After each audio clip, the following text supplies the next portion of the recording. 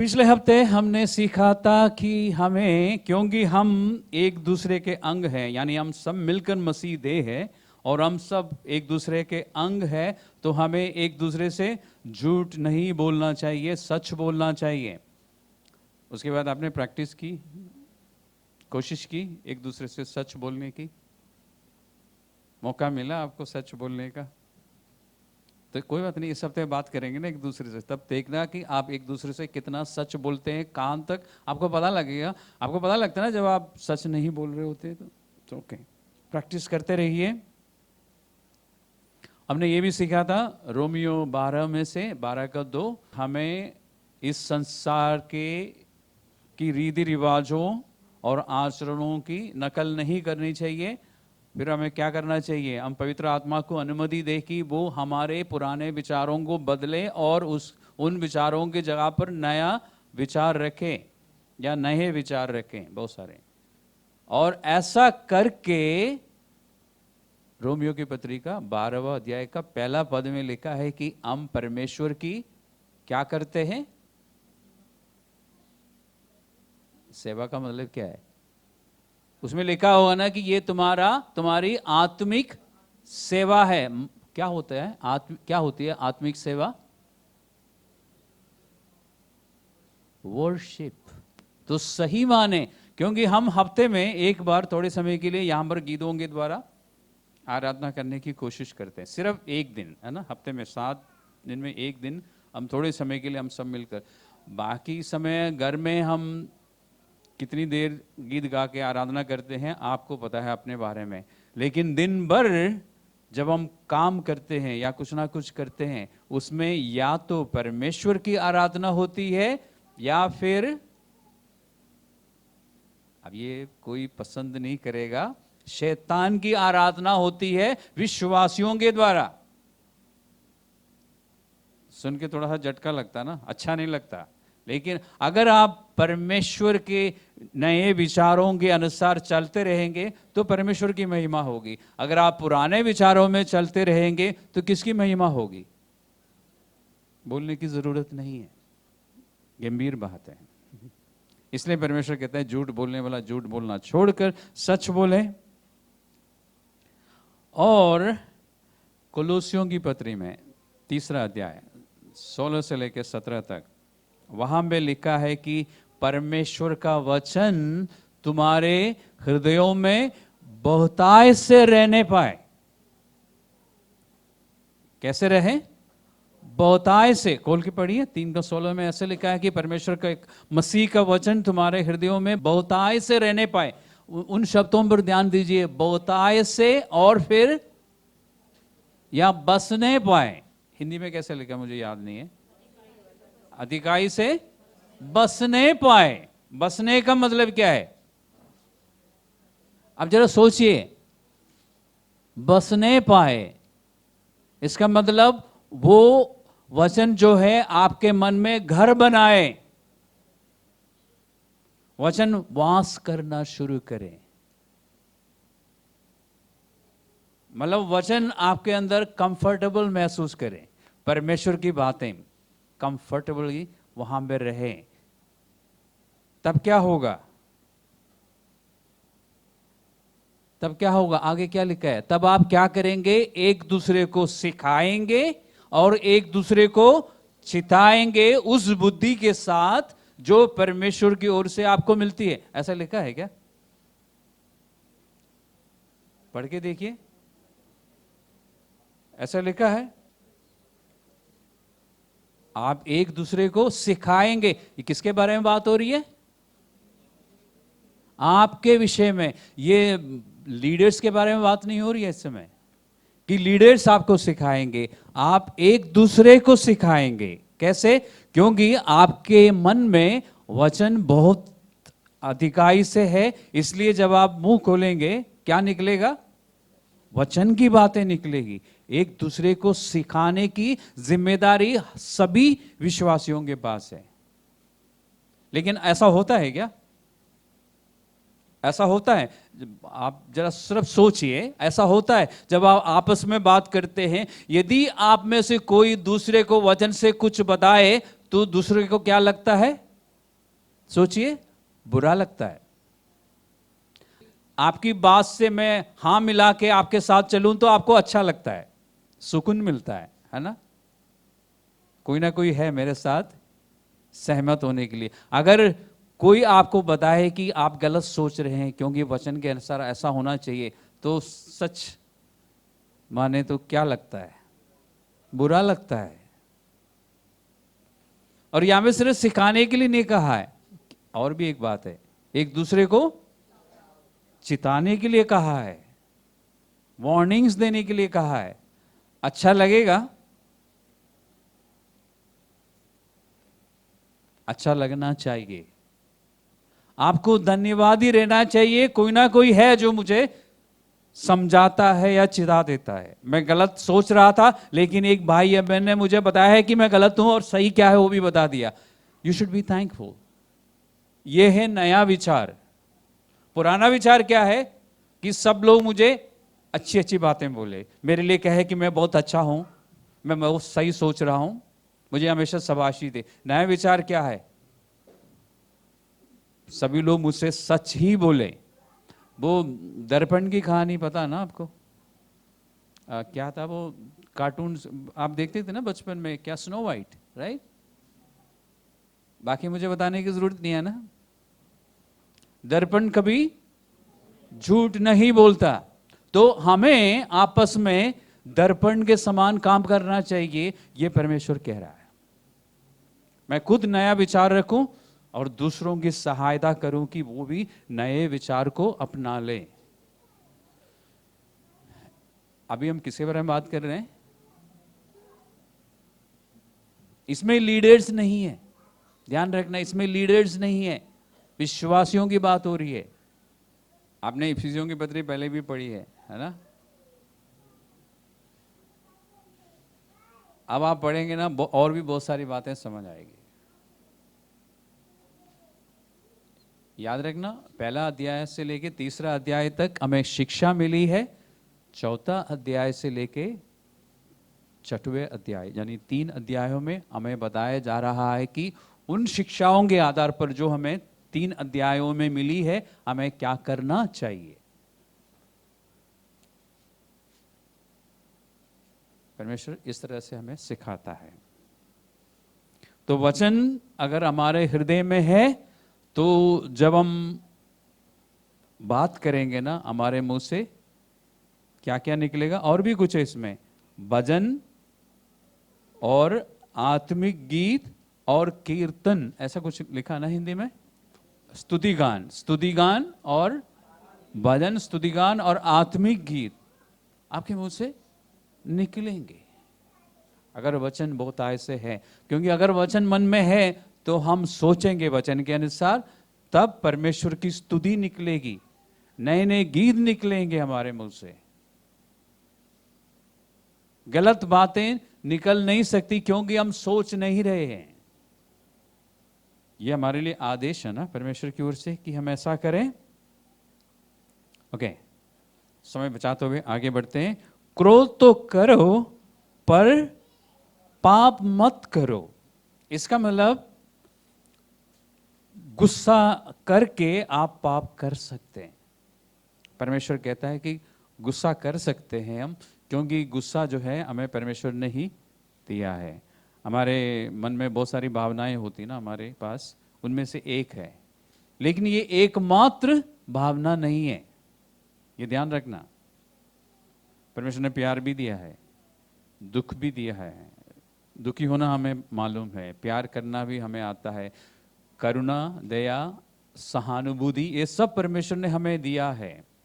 Okay, लेकिन हम specialise किस में करते हैं, या इफरात से किस चीज को ज्यादा हम इस्तेमाल करते हैं? इन सब भावनाओं में से कौन सी भावना हम सबसे ज्यादा इस्तेमाल करते हैं फ्रीली? गुस्सा। बाकी चीजों को हम इतना इस्तेमाल नहीं करते। इसलिए परमेश्वर ने कहा कि गुस्सा कर सकते हो, लेकिन ध्यान रखना गुस्से में पाप ना करें, गुस्से में मुंह से ऐसी कोई बात ना निकले और गुस्से में कोई ऐसा व्यवहार ना हो। और यदि ऐसा हो जाए तो सूरज ढलने से पहले, दिन खत्म होने से पहले ठीक कर लेना। गुस्से में अगर कुछ गलत बोला है तो माफी मांग लेना, अपनी गलती एहसास कर लेना, अपना पाप एहसास करके माफी मांग लेना। कुछ गलत किया है तो अपना पाप परमेश्वर के सामने अंगीकार करना, और जिसके साथ गलत हुआ है उससे भी माफी मांगना जरूरी है, या उसके सामने अंगीकार करना जरूरी है। क्यों? कारण क्या है? आगे पढ़िए।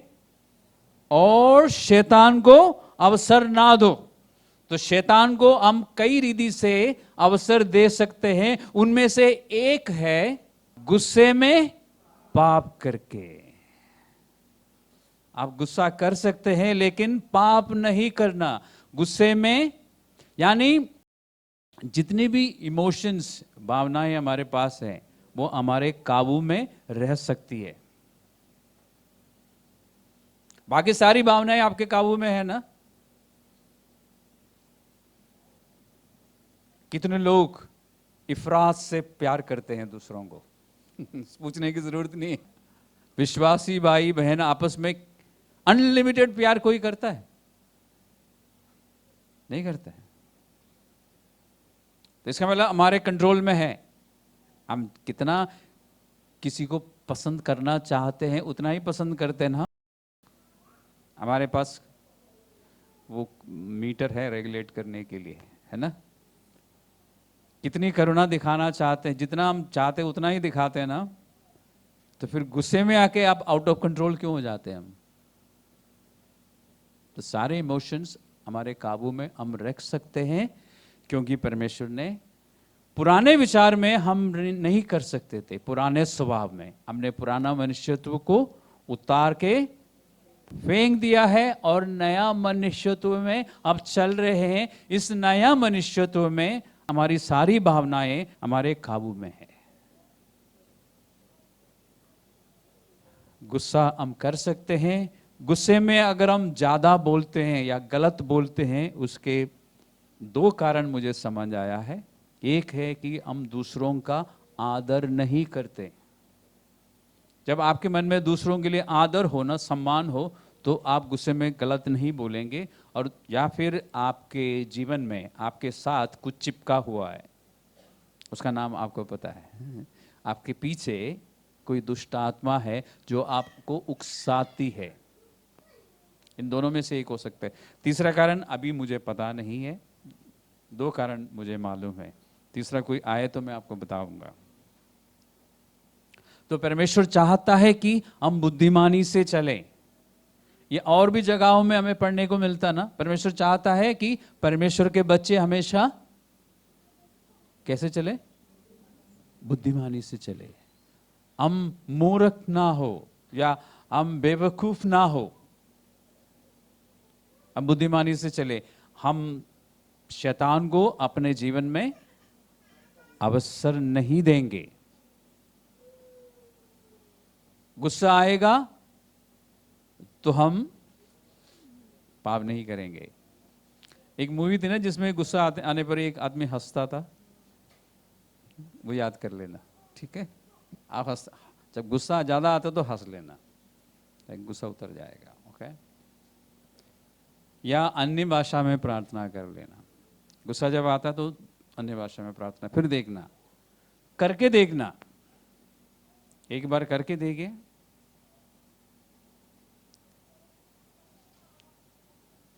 तो हमारा गुस्सा शैतान को हमारे जीवन में जगह दे सकता है।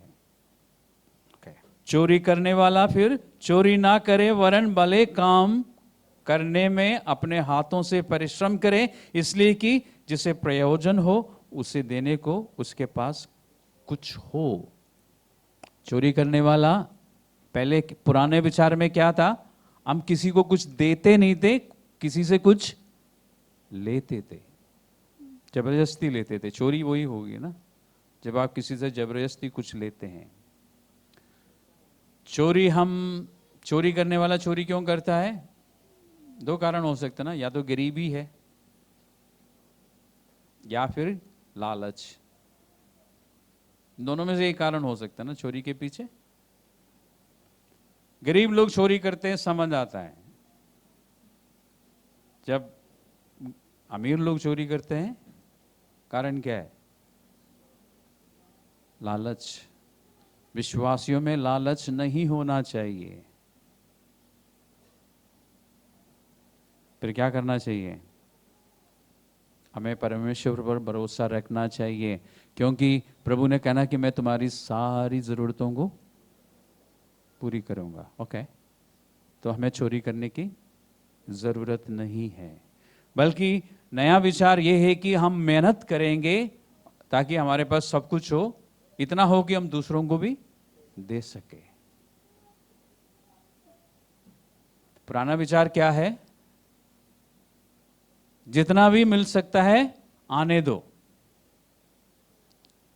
है ना। पुराना विचार ये था, मेरे पास सब कुछ होना चाहिए, लालच। नया विचार क्या है? मैं मेहनत करूंगा ताकि मैं अपने लिए भी खर्च कर सकूं और फिर मेरे पास दूसरों के लिए भी हो। थोड़ा सा हटके है ना मसीही जीवन।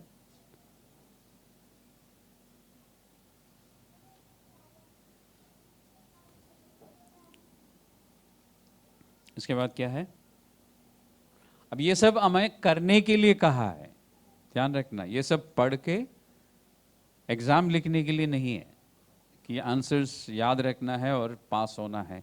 ये जिंदगी के एग्जाम में पास होने के लिए आपको करना होगा, ताकि जब यहाँ पे जीवन समाप्त होकर वहाँ पे पहुँचेंगे ना, तो हमें शर्मिंदा होने की ज़रूरत नहीं होगी, कि प्रभु कह सके कि शाबाश, वेल डन। ये परमेश्वर के मुंह से सुनना चाहिए ना हमें।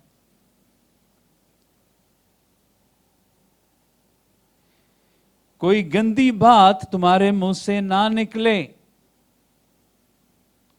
पहले गुस्से में कुछ गलत ना बोलने के लिए कहा, अब गंदी बात। आपके और मेरे मुंह से गंदी बात कब निकल सकती है? अश्लील बात या ऐसे मजाक जिसको सुनने से किसी को कोई फायदा नहीं होता, किसी की कोई उन्नति नहीं होती, किसी को प्रोत्साहन नहीं मिलता। वो कब ऐसी बातें कब निकल सकती है? तो सोच के बताइए। अगर किसी भी व्यक्ति के मुंह से गंदी बात निकलती है, तो वो किस बात को दर्शाता है? उसके मन में इस तरह की बातें चल रही है। कैसे पता है? क्योंकि यीशु मसीह ने कहा, जो बातें हमारे मन में भर जाती है वो मुंह से निकलती है।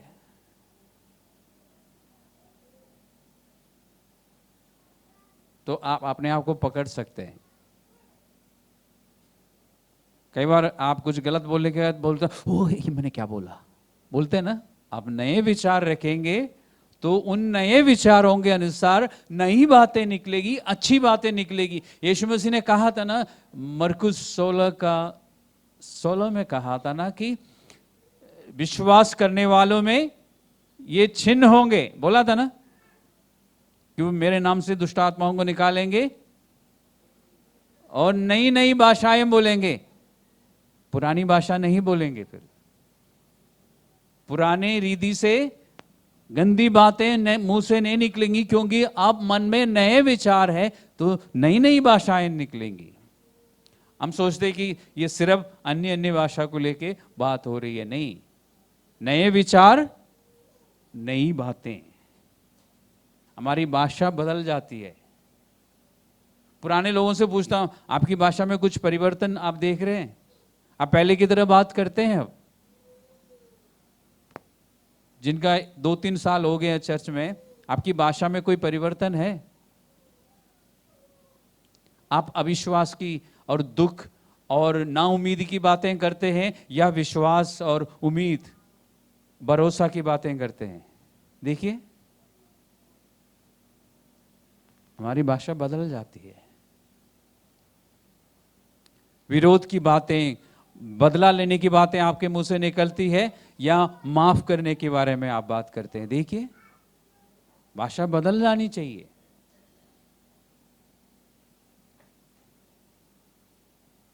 तो कोई गंदी बात हमारे मुंह से ना निकले,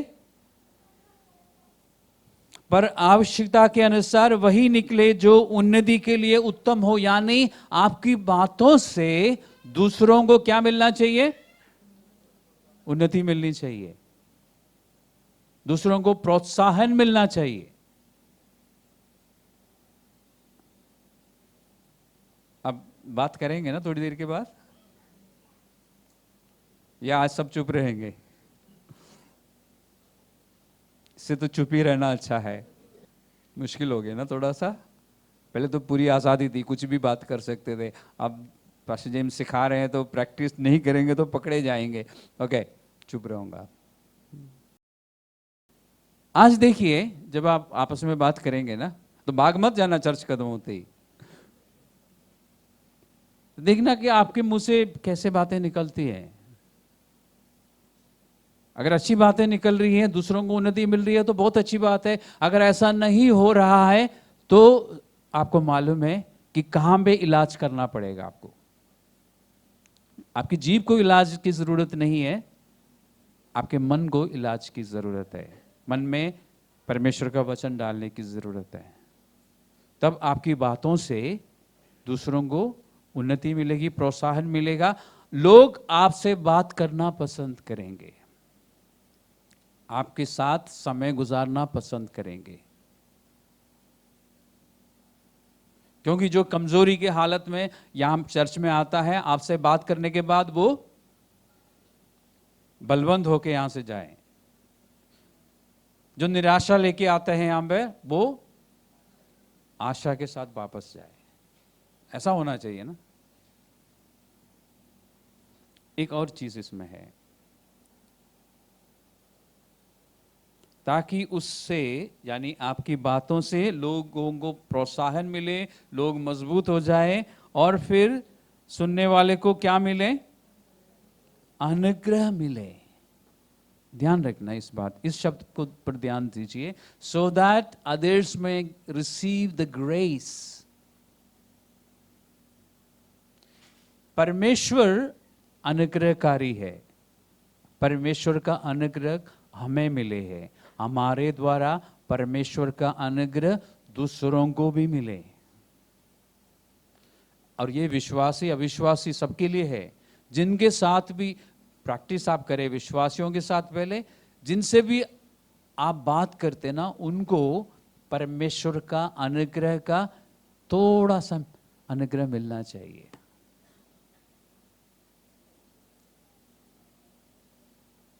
कम से कम 2-3 बूंद आपके द्वारा दूसरों को मिले, दूसरों को पता चले कि हमारा परमेश्वर कैसा है। बहुत बड़ी जिम्मेदारी है ना ये 2000 साल पहले लिखी गई थी। आज से पहले भी इस पुस्तक में ये बातें थी, लेकिन हमने शायद इतना ध्यान से नहीं देखा। और पहले शताब्दी के विश्वासी इसके अनुसार चलते थे।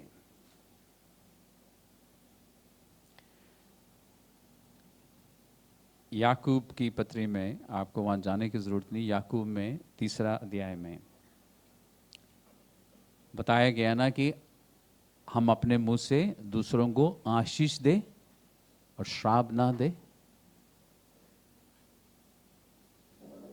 तो अलग अलग जगहों में परमेश्वर इस बारे में बात करता है। और कोलोसियों की पत्री में भी है, 4 अध्याय में है, यही बात रिपीट दोहराई गई है कि हमारे मुंह से कोई गलत बात ना निकले, बल्कि हमारे मुंह से वे बातें निकले जिससे सुनने वालों को अनुग्रह मिले। तो 2 बार परमेश्वर नया नियम में, या कम से कम 3 बार कहता है। इसको कहता है बदलाव। बहुत हफ्तों पहले हमने शुरू किया था ना, ट्रांसफॉर्मेशन। हम इतना बदल जाते हैं कि हम पुरानी चीज़ों को अब नहीं पहचानेंगे, क्योंकि हमारी पहचान बदल गई। पुरानी चीज़ों से हम इतने दूर चले जाते हैं कि हमारी एक नई पहचान दूसरों को दिखाई देता है। यही बात परमेश्वर फिलिपियों की पत्री में हमारे लिए एक इच्छा, या मैं ऐसा कहूँ कि परमेश्वर का एक सपना है। जैसे हम सपना सजाते ना सब। परमेश्वर का सपना है हमारे लिए, God's vision for us.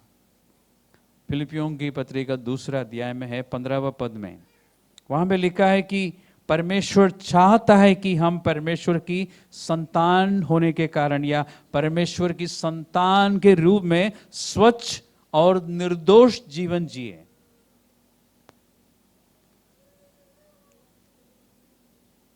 A pure and blameless life, a holy and blameless life। और जब हम ऐसा करेंगे तो हम कुटिल और विकृत लोगों से भरी इस दुनिया में, यानी इस दुनिया जो बिगड़ी हुई है, या ये दुनिया जो बिल्कुल टेढ़ी है, अलग अलग ट्रांसलेशन में आपको अलग अलग हिंदी शब्द मिलेंगे।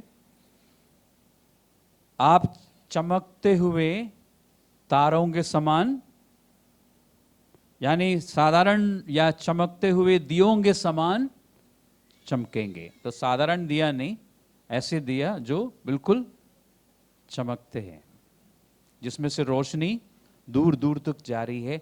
हमें ऐसा होना चाहिए।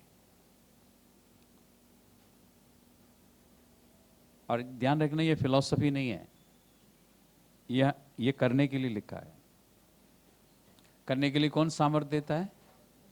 परमेश्वर देता है, अनुग्रह देता है वो। okay? तो हमारा गोल ये होना चाहिए। प्रार्थना करने वाले हमारी प्रार्थना सभा में एक बात के लिए प्रार्थना करते हैं कि परमेश्वर सबको पता चले कि उनकी बुलाहट क्या है। प्रार्थना होती है ना, हर रोज नहीं होती, बीच बीच में सब प्रार्थना करते हैं कि हम सबको पता चले कि हमारी बुलाहट क्या है। ये है आपकी बुलाहट। इस टेढ़ी दुनिया में चमकने वाले दिया बन के आप चले। करेंगे क्या? बुलाहट जानने के लिए प्रार्थना हो रही है। बुलाहट पता चली ना आपको? रोमियो की पत्रिका 8:29 बुलाहट है कि हम क्या बने? हम यीशु मसीह के समान बने। वो आपकी बुलाहट है।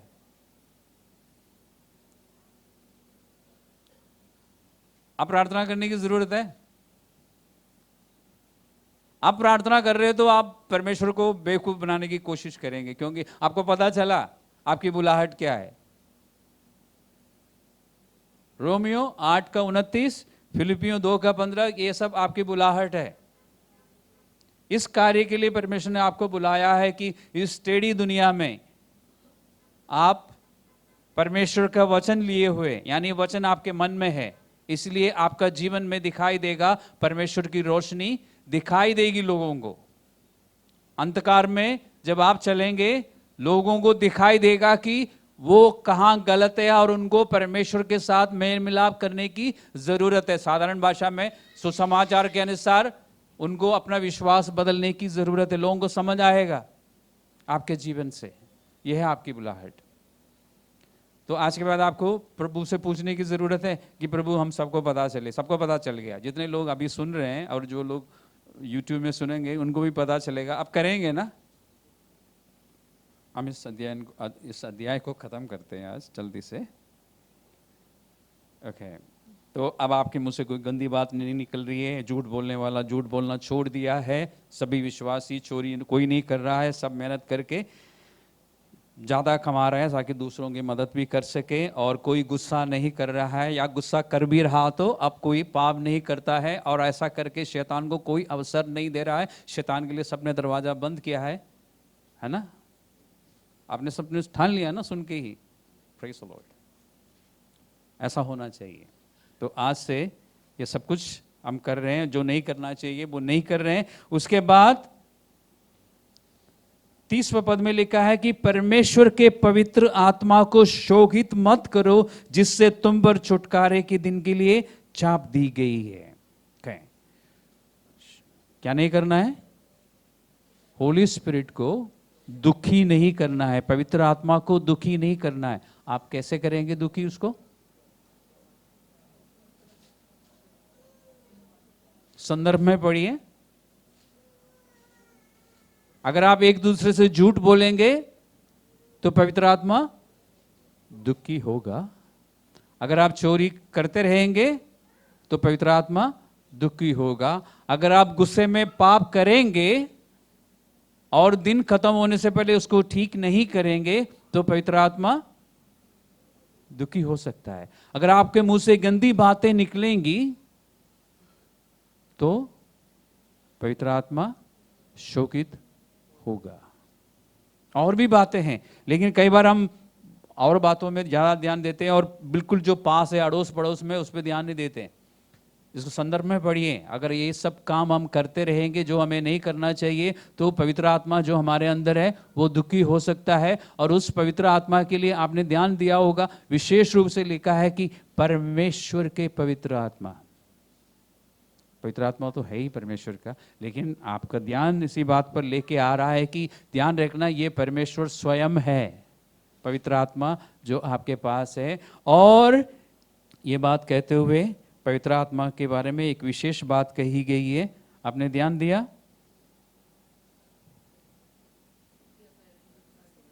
पवित्र आत्मा के लिए लिखा है कि जिससे तुम पर छुटकारे के दिन के लिए छाप दी गई है। You have been sealed with the holy spirit. इसका क्या मतलब है? परमेश्वर की ओर से पवित्र आत्मा जो आपके अंदर है वो इस बात की सबूत है, या नहीं सबूत नहीं, इस बात की गारंटी है, आप पर एक मोहर लगी हुई है परमेश्वर की ओर से कि आप परमेश्वर के हैं।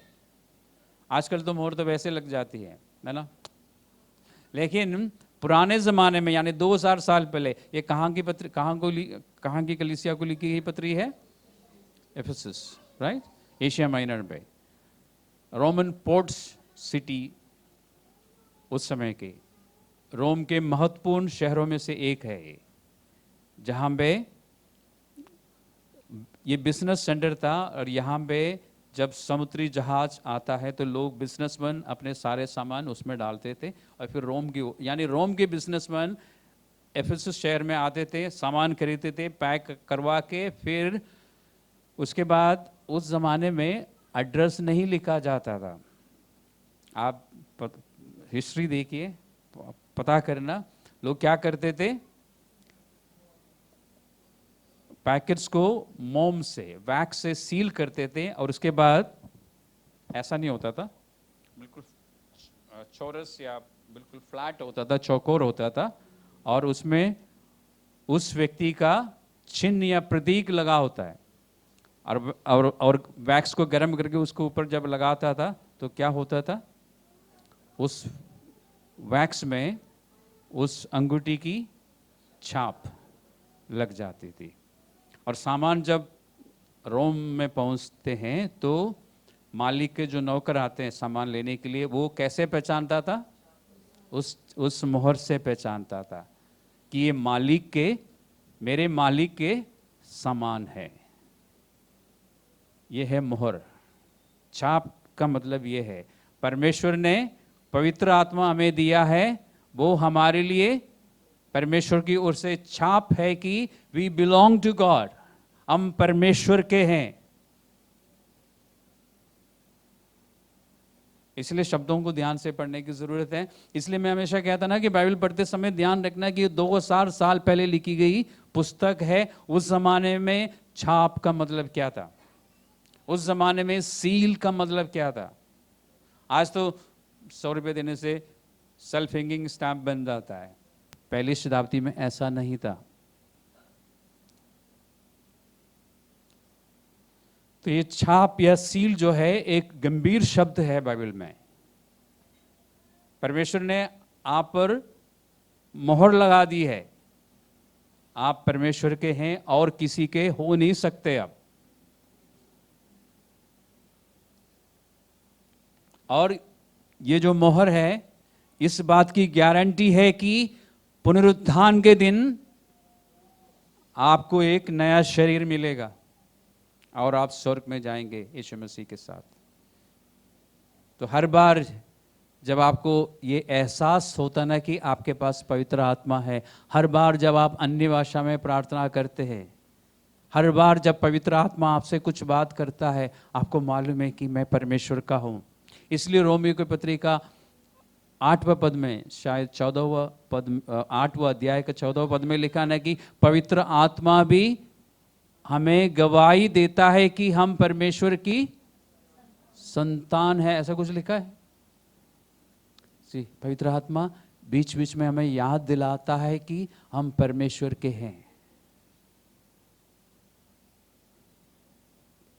तो हमारे पास एक जीवित मोहर है ना, जो बीच बीच में हमें याद दिलाता है कि हम परमेश्वर के हैं, हम परमेश्वर की संतान हैं, हम परमेश्वर के वारिस हैं, हम स्वर्ग के वारिस हैं।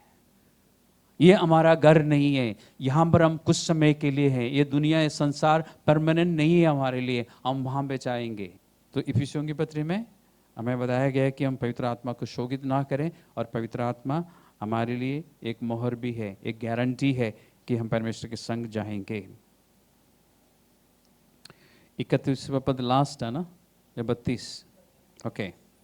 उसके बाद लिखा है कि सब प्रकार की कड़वाहट और प्रकोप और क्रोध और कलह और निंदा सब भेदभाव समेत तुमसे दूर किया जाए। ओके।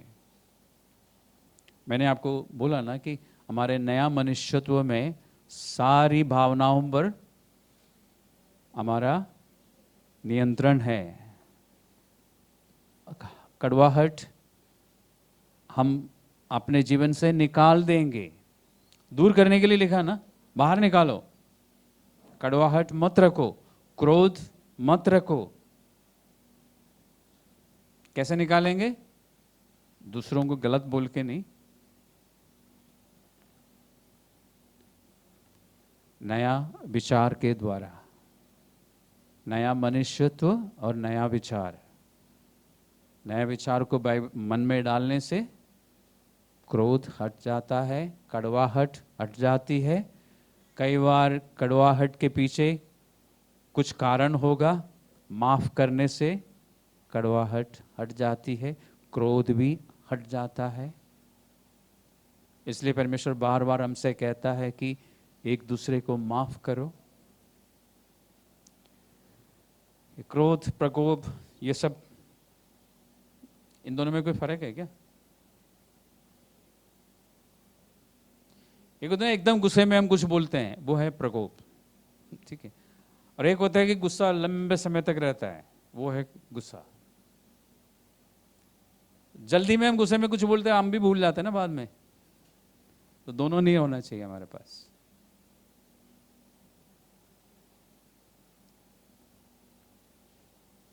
दूसरों का निंदा करना, यह सब कुछ हमारे जीवन से हट जाना चाहिए। और 32वें पद में, एक दूसरे पर कृपालु और करुणामय हो, और जैसे परमेश्वर ने मसीह में तुम्हारे अपराध क्षमा किए, वैसे ही तुम भी एक दूसरे के अपराध क्षमा करो। तो इन दोनों पदों का निचोड़ मैं आपको बताता हूं 3 शब्दों में। हिंदी में, अंग्रेजी में 3 शब्द और हिंदी में शायद 4 शब्द। अब तैयार है? इसी में लिखा है, मैं नहीं, मेरा बनाया हुआ नहीं है, इसी बाइबल में लिखा है। परमेश्वर ने मसीह में, 4 शब्द हो गए ना हिंदी में। परमेश्वर ने मसीह में आपके लिए जो किया है उसे हमेशा याद रखो, तो बाकी सब कुछ आप कर सकेंगे। परमेश्वर ने मसीह में, गॉड फॉर क्राइस्ट सेक। या अगर आप 4 शब्द से कम करना चाहते हैं, गॉड थ्रू क्राइस्ट। परमेश्वर ने मसीह में आपके लिए क्या किया है, वो अगर आपको याद रहेगा तो ये सब कुछ आप कर सकेंगे। परमेश्वर ने आपके सारे पापों को क्षमा किया था ना। कब किया था? उस दिन जिस दिन आपने यीशु मसीह पर विश्वास किया। परमेश्वर ने सारे पाप आपके क्षमा किए, एक भी नहीं छोड़ा आपके। आप उसके योग्य थे? तो ये बात नहीं भूलना कभी। अगर आपको याद रहेगा तो एक दूसरे को क्षमा करने में कोई समस्या नहीं होगी। परमेश्वर ने कितना समय लगाया आपको माफ करने में? उस समय जब आपने यीशु मसीह पर विश्वास किया, परमेश्वर ने ये कहा कि चलो अब तुमने क्योंकि विश्वास किया, 1 महीने के बाद मैं तुम्हें माफ करूंगा, ऐसा बोला? नहीं बोला। क्या परमेश्वर को गुस्सा आता है हम पर? चलो एग्जाम हो जाए, जरा बताइए, परमेश्वर को हम पर गुस्सा आता है? आता है। क्यों? बाइबल में लिखा है ना कि वो विलंब से क्रोध करता है। इसका मतलब परमेश्वर को क्रोध आता है, गुस्सा आता है, लेकिन परमेश्वर अपने गुस्से को रोक के रखता है और हमें माफ करता है। अगर कोई कहता है ना कि परमेश्वर को गुस्सा नहीं आता, तो उस व्यक्ति ने या तो बाइबल नहीं पढ़ी है या फिर आपसे वो झूठ बोल रहा है। क्योंकि बाइबल में लिखा है कि परमेश्वर अनुग्रहकारी, दयालु और विलंब से क्रोध करने वाला है। तो ये सब कुछ परमेश्वर के पास भी है। परमेश्वर को भी गुस्सा आता है और एक दिन परमेश्वर का गुस्सा प्रकट होगा इस दुनिया में। अभी टाइम है हमारे जाने के बाद, फिलहाल हम यहाँ पर हैं। परमेश्वर को हम पर भी गुस्सा आता है, लेकिन नहीं, परमेश्वर कहता है नहीं, फिर भी ये मेरे बच्चे हैं, मैं टाइम दे रहा हूँ ताकि मेरे बच्चे को पता चले कि वो कहाँ पे गलत है, कहाँ पे उसने पाप किया है और मेरे सामने अंगीकार करे। और यूहन्ना की पत्रिका पहला अध्याय का 9वां पद में ये लिखा है ना कि जैसे हम अपने पापों का अंगीकार करते हैं, परमेश्वर हमें माफ करता है। उधर भी, यानी उद्धार पाने के बाद जब हम पाप करते हैं और अंगीकार करते हैं, तो परमेश्वर ये नहीं कहते ना कि चलो 1 महीने का प्रोबेशन है, मैं देखूंगा 1 महीना कि तुमने जो अंगीकार किया है उसके बाद ठीक चलता है कि नहीं, फिर मैं माफ करूंगा। नहीं, ऐसा नहीं।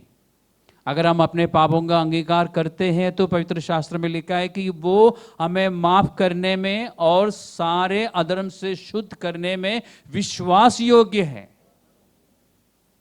इज फेथफुल, यानी जैसे आप अंगीकार करते हैं वैसे वो माफ करता है। इन बातों को याद रखिए, तब आपके लिए बहुत आसान हो जाता है।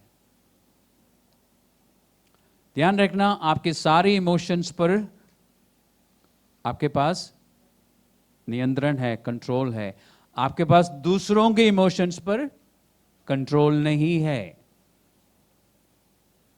दूसरों को आप कंट्रोल नहीं कर सकते, खुद के इमोशंस पर आपका कंट्रोल है। इसलिए पवित्र शास्त्र की बातों को मन में भरिए, पवित्र आत्मा की सहायता से जितनी भी बातें हमने इन दिनों में पढ़ी है 4 अध्याय में, आप कर सकते हैं। गुस्सा करने के बजाय हम क्या करेंगे? एक दूसरे पर कृपालु होंगे, दूसरों पर कृपा करेंगे, दया करेंगे, प्यार करेंगे और दूसरों की उन्नति के लिए हम बातें करेंगे। तो 4 अध्याय यहाँ पे खत्म हो गया है। किसी दिन हम 5वां अध्याय में जाएंगे फिर से तैयारी के साथ। इन चीज़ों को प्रैक्टिस कीजिए, परमेश्वर आपकी सहायता करेगा, आपको अनुग्रह देगा। सिर्फ मांगने की देरी है।